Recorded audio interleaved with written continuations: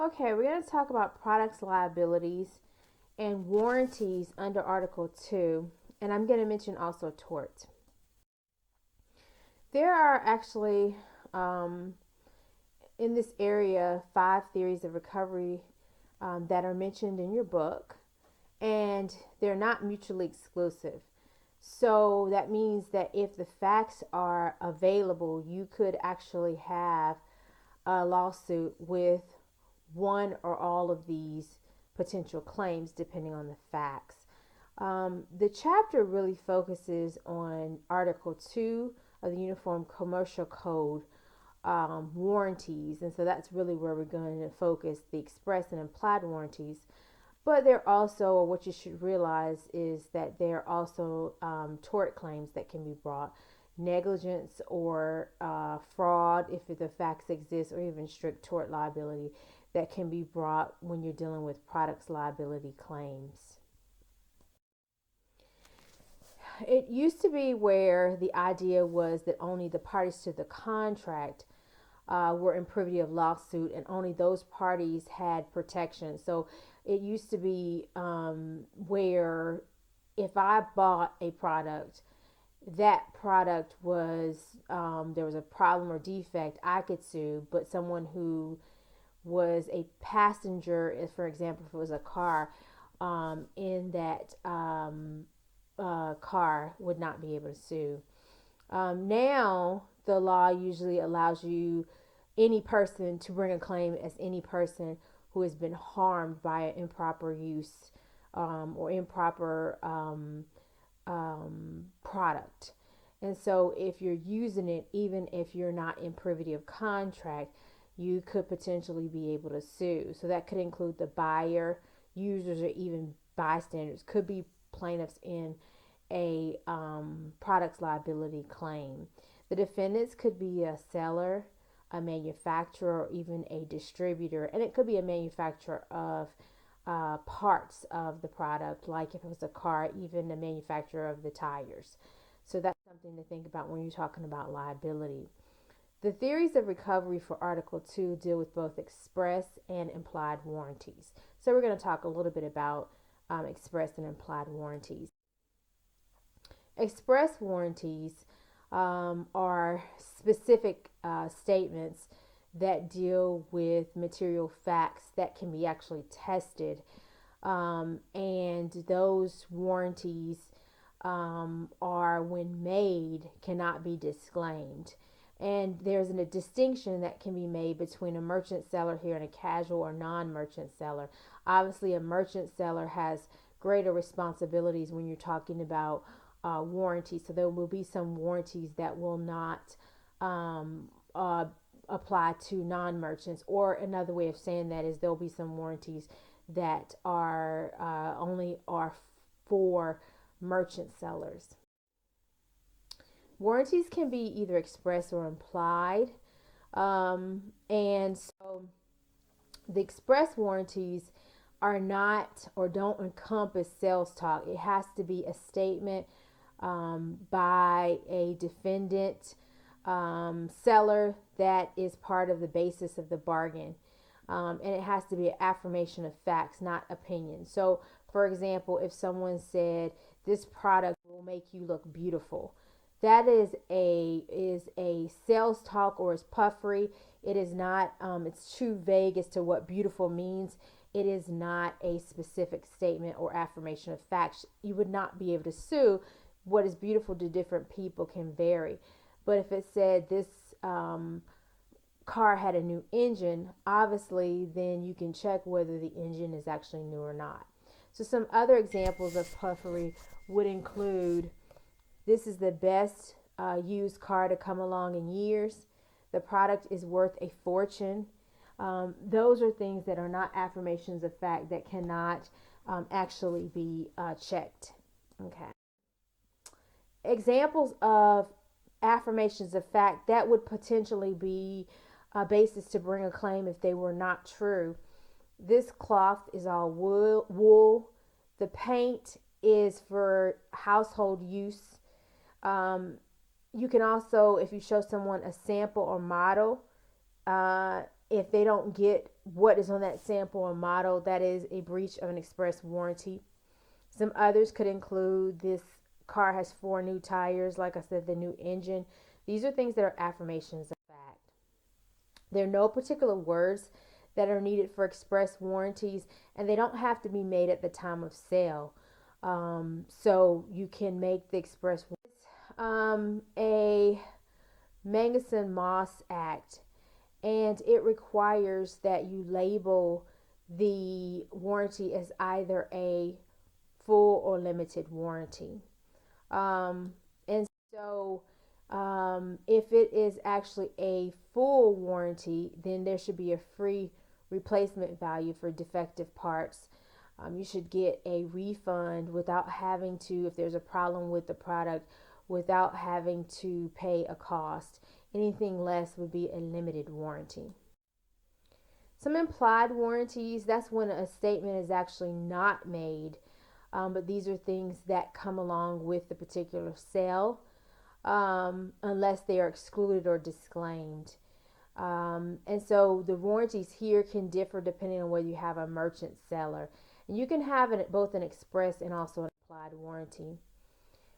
A warranty of title. A seller, when they sell something, they are inferring, or with the sale, without even stating it, it is understood that the seller owns the item.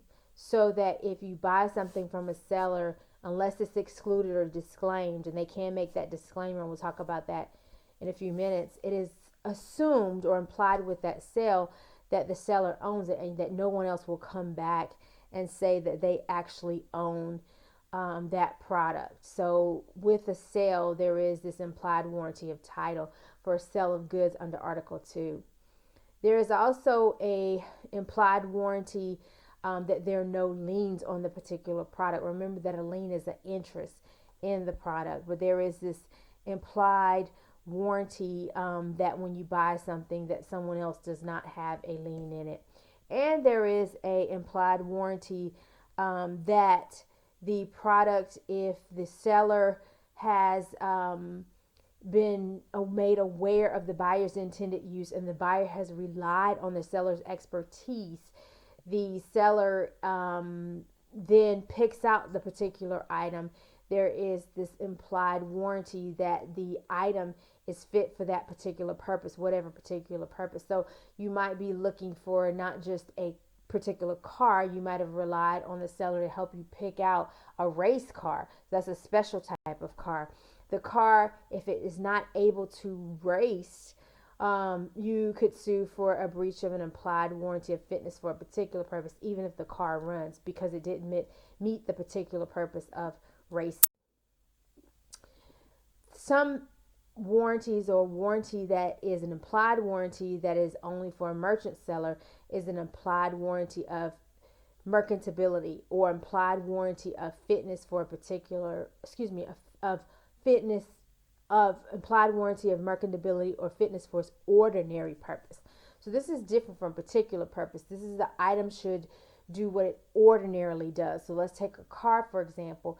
If you have a car and you are buying it from a merchant, you buy it from the merchant and the car doesn't work, assuming the merchant hasn't disclaimed it, the merchant seller, this warranty exists without a disclaimer, so that you can sue the merchant seller that it doesn't fit for its ordinary purpose. Notice the ordinary purpose would be for the car to actually run or work. For food should be of ordinary character. And for food, there are 2 tests that are actually used. And so you can sue for a merchant seller if there's a problem with the food, or that it breaches the implied warranty of merchantability if these tests are actually met. And some jurisdictions will use one, and sometimes you'll see them using both of the tests. But let's talk about this test, and the tests relate to food.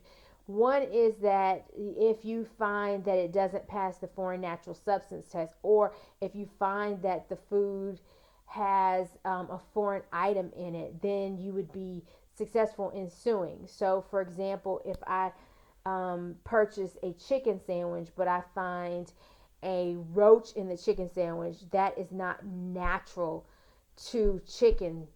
Now, a bone might be natural to like a fish sandwich. That would be something that is natural. So, if it was a fish sandwich with the bone, you would not necessarily be successful because of the fact that that is something that is going to be natural. Whereas obviously a roach in your sandwich would not be a natural substance. Reasonable expectations, what a reasonable person would expect to find.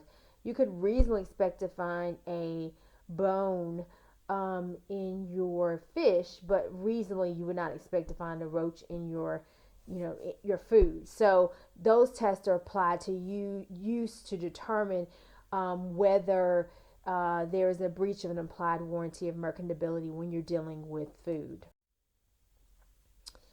To impose liability for breach of implied warranty of merchantability, you have to show that there was a defect in the product, that the defect made the product unfit for its normal use, and this caused the buyer harm. You can disclaim the warranties. Warranties may be disclaimed by agreement as long as um, they are not unconscionable or misleading. So you could actually the parties and they have to be conspicuous. And so a disclaimer that is hidden in materials would not be valid. And there's certain wording and language that can be used. For an implied warranty of merchantability, the term merchantability can be used. So the seller can say there is no implied warranty of merchantability, or it's being excluded or disclaimed, or the words as is or with all faults would disclaim the implied warranty of merchantability. The this is a nice little chart because again it talks about express warranty. It kind of compares the types that you can actually find. The other types like implied warranty of fitness for a particular purpose can be disclaimed. Obviously you have to have the conspicuous language with the writing, but you can use the words without fault. So you can say there is no implied warranty for a particular purpose, or you can say as is. With the warranty of title, you have to say there is no warranty of title. You can't use as is or without faults to disclaim